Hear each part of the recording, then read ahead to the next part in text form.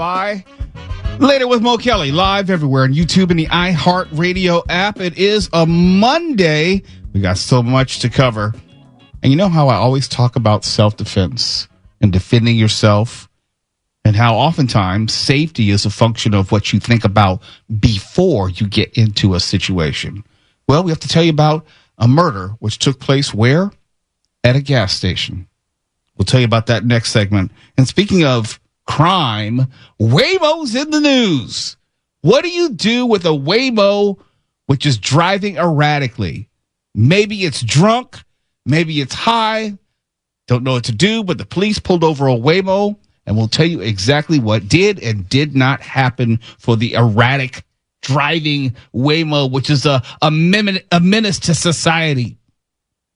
Oh, did you hear about the AI actress, which is causing a stir? Well, one, it's looking like that. Is it a she, it? What's the pronoun for AI? It's AI. AI is its pronoun. Well, I'm saying in reference to the AI actress. It? No, in reference to the AI actress. That's what you would say. The AI actress. I'm not using all those words. I need fewer words. Mark, help me out here. It is a female AI named Shikoya. Okay. Shikoya. So it's a she? Air quotes? No, she is just in the name. What is a woman? It is a depiction of a woman. Depiction of a woman. So, but in reference to the depiction, do I use she? You can. Dr. Sam? I just play it safe. They.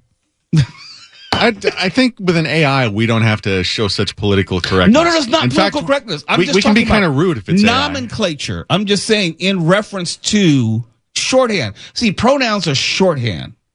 Like if I make reference to Mark, he is in the newsroom tonight. I'm saying it's shorthand. I made a mistake. The company is Shikoya.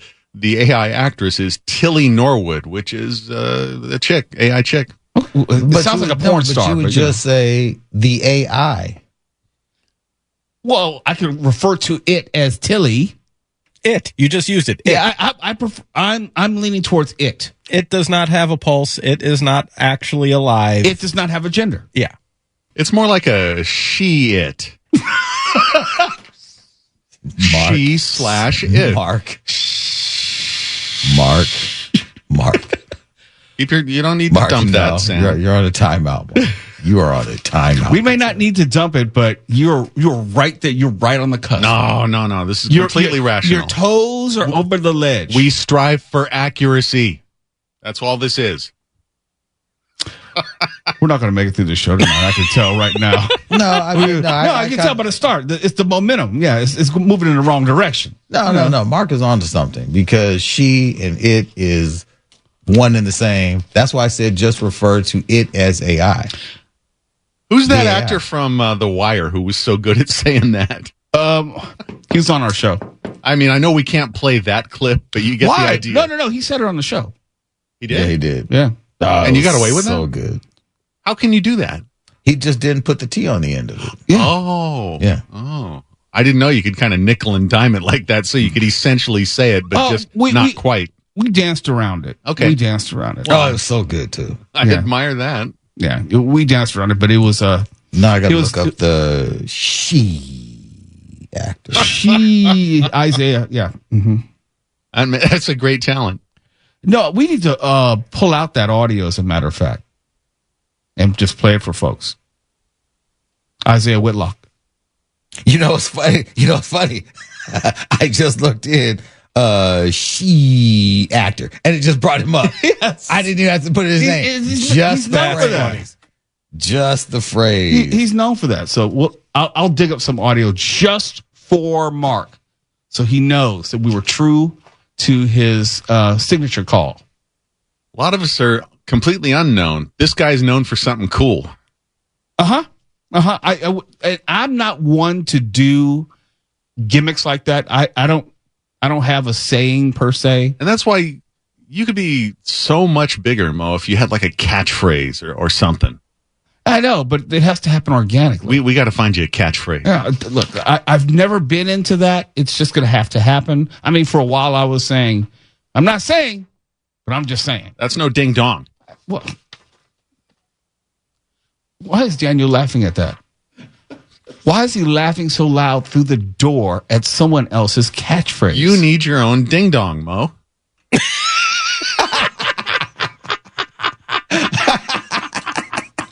She Careful. went to the store.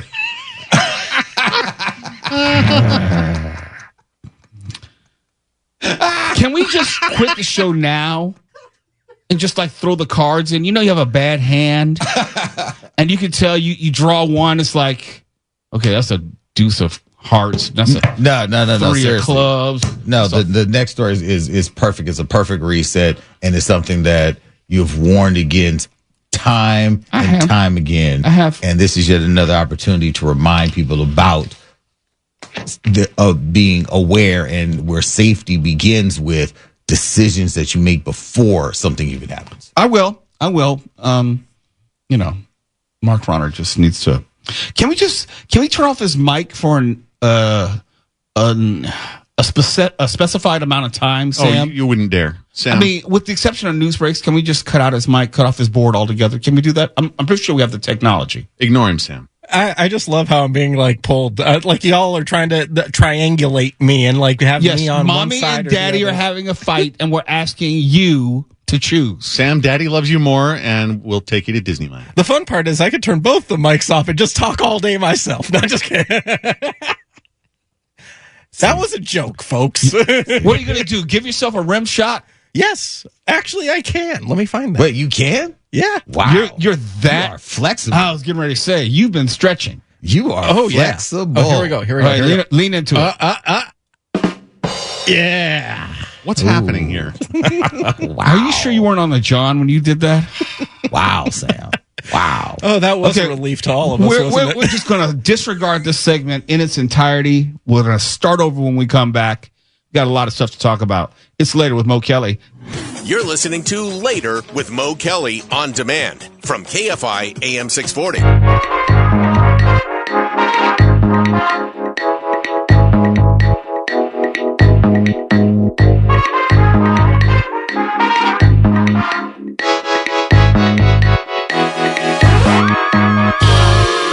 KFI. Later with Mo Kelly. We're live everywhere on YouTube and the iHeart Radio app. A common question I get from people is like, hey, Mo, have you ever had to use your martial arts in a real situation? Yes, a number of times.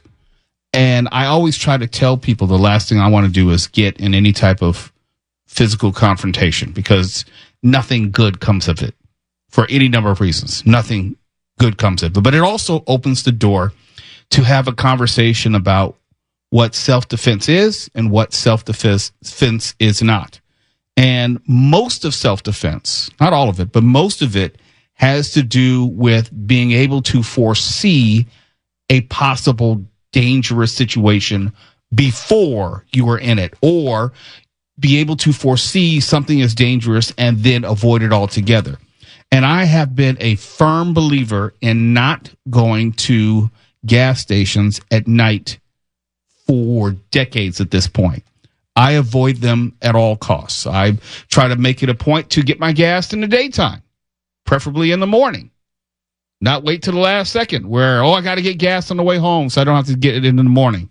Because it's something I am very conscious of as far as not putting myself in a situation where you're at a gas station, you're prone, maybe distracted, they know you're there to spend money, and you're not easily, you're not in a situation where you can easily get away. Car stopped, you most likely are outside the car. A lot of times you'll have carjackings at a gas station. So long story short, I don't go to gas stations at night, period. And then I see a story like this, which kind of reminds me why I don't, and I recommend that you don't ever go to a gas station at night. A man was killed in a shooting at a gas station in East LA yesterday. It happened around 8 p.m. at the 76th station located at the intersection of South Indiana Street and East Olympic Boulevard. The deputies, LA County Sheriff's deputies, arrived and found one person suffering from a gunshot wound. There are not a lot of specifics, but I don't think you need to have all the information. He was taken to a nearby hospital where he later died. There was no information provided on the suspect or motive in the shooting. Here's my takeaway from this. Even though we don't know much about the shooting, it could have been between two individuals who knew each other or didn't know each other. But this is what I do know.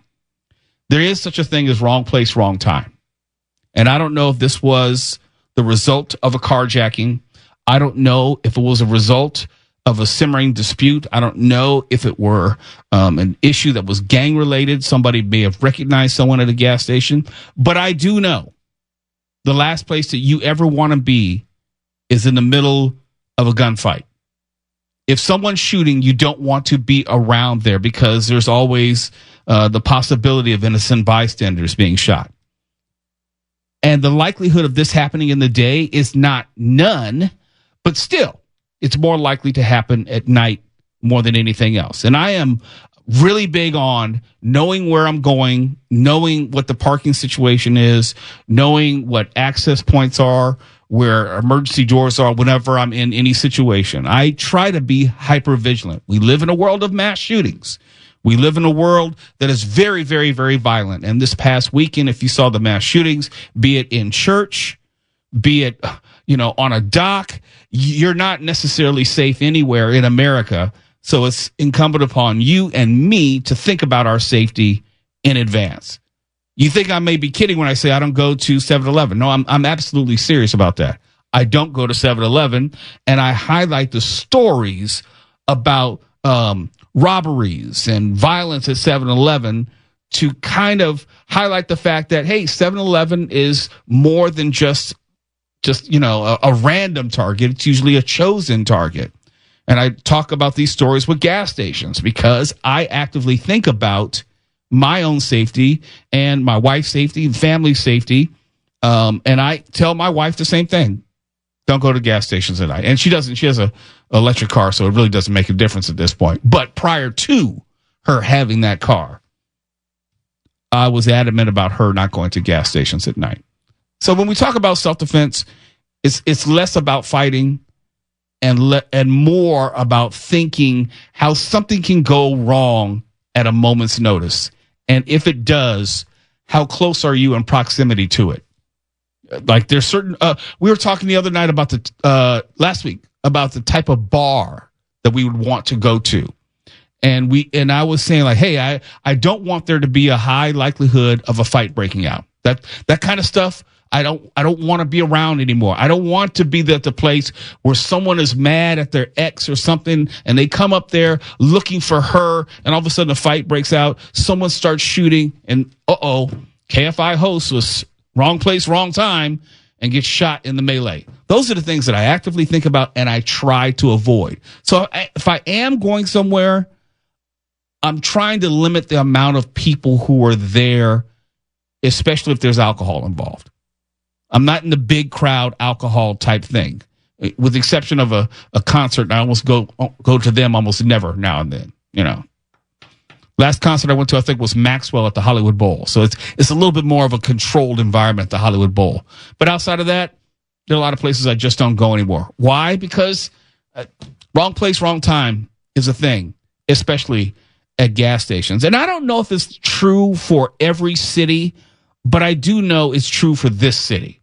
It's true for Southern California. And I don't say this to say that, well, if you go to Orange County, you'll be safer. No, I would recommend the exact same thing.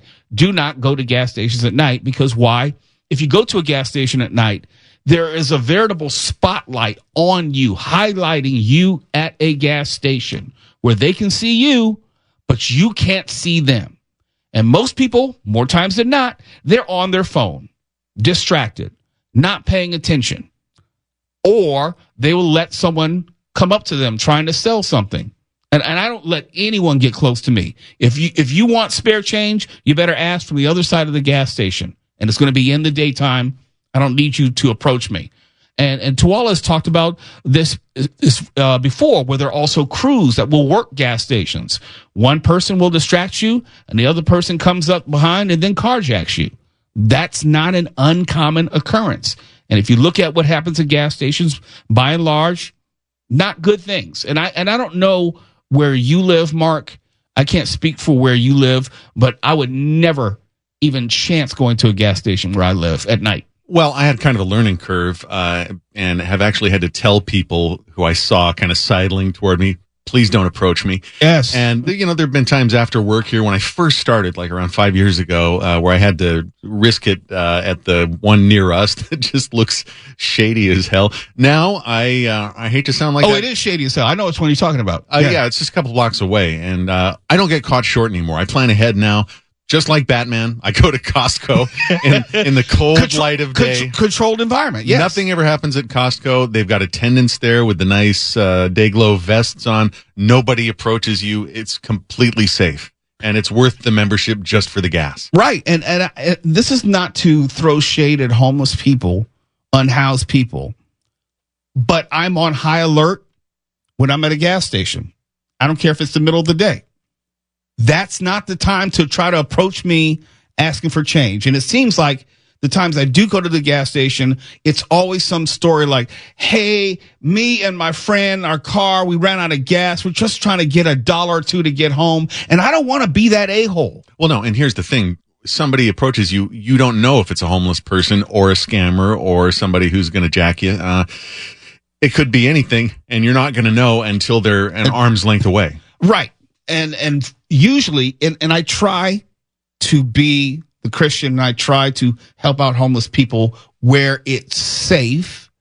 And in the gas station, there have been times where like, hey, let me finish up my gas, whether I've paid at the pump or not. And then I will go inside the gas station and maybe pull out $1 or something. I'm not pulling out my wallet in plain view in front of someone. No, you might as well just wear a sandwich board that says, please rob me now. Yeah. Yes. There are little things that we can do. So I'm not unsympathetic to someone who may actually be in need at a gas station, but this is the way I live my life, where your safety should come first at all times. And if you're going to think in those terms, you're going to protect yourself more than not. And if you think about your safety first, you usually be okay. And your safety first is usually before you find yourself in a situation. You have to think about before you get to the gas station. What am I going to do? Am I going to make sure that my phone is put away, that I'm at least paying attention to my surroundings? Am I aware of the people who are at the gas station? Is there someone selling food outside, or they're selling socks, or walking around trying to get spare change? Those are the things you have to think about in advance. And be an a-hole. Tell someone to stay back. It's not about not hurting someone's feelings. It's about you not getting hurt.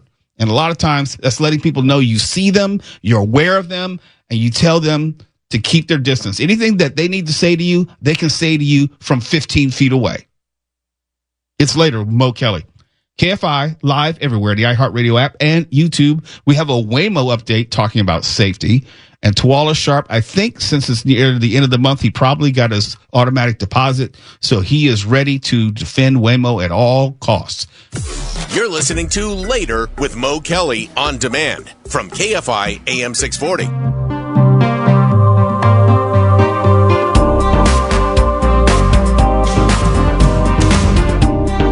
Mr. Mo Kelly, he warns us all. Says autonomous vehicles might be our downfall. Nothing to all it comes on and claims it's all under control. He says Mo Kelly is wrong, but Mo thinks he's on the payroll of Waymo.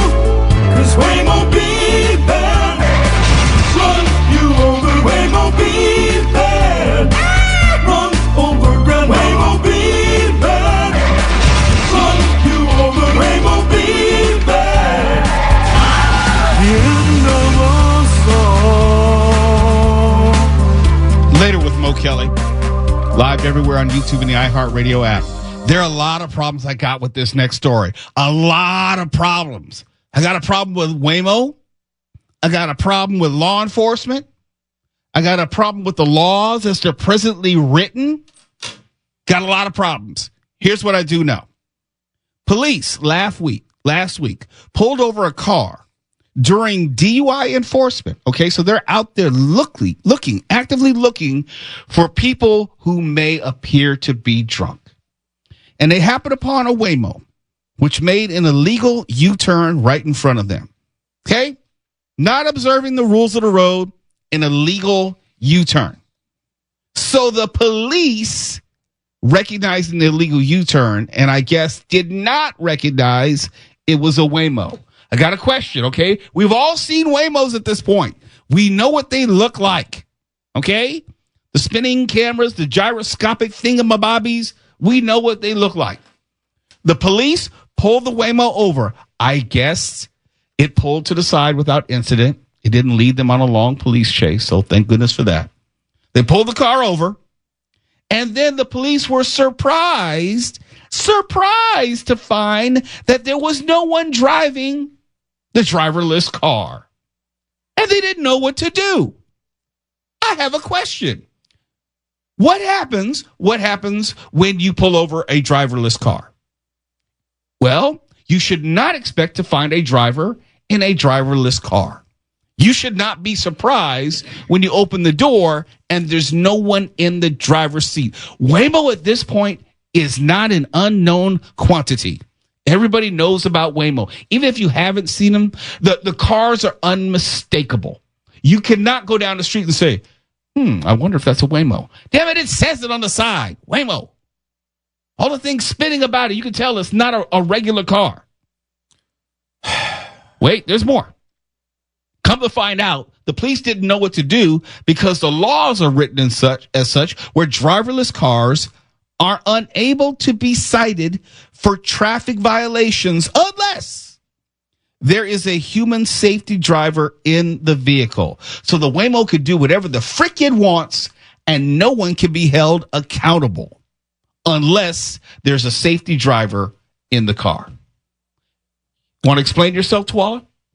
First of all, I don't know which rag you got this story from that covered this San Francisco gate. felonious hit piece on Waymo. The same city that was targeted by San Francisco Fire Department and San Francisco Highway Patrol and this, that, and the other. Now, all of a sudden, the same city where Waymo started basically here in California.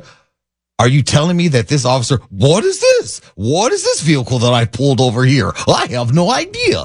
Get out of here. Who is this at the helm here? Goofy? Stop it. So defensive. Stop it. This is a sheer hit piece. There was the idea that the officer would pull over a driverless vehicle to begin with. It's like, I have to question the officer. Were you drunk, sir?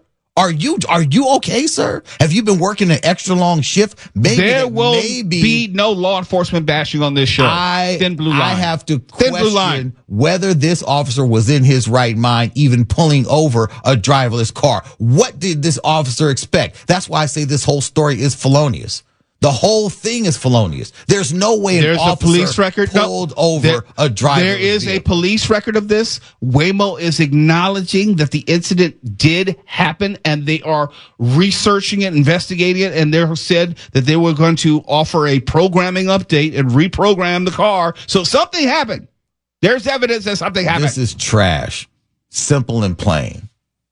As it said, the Waymo did an illegal U-turn. I've seen a Waymo with my own eyes make an illegal left turn from a non-left turn lane. I talked about it on the air. They've corrected that. No, but my point is they are not infallible. They will.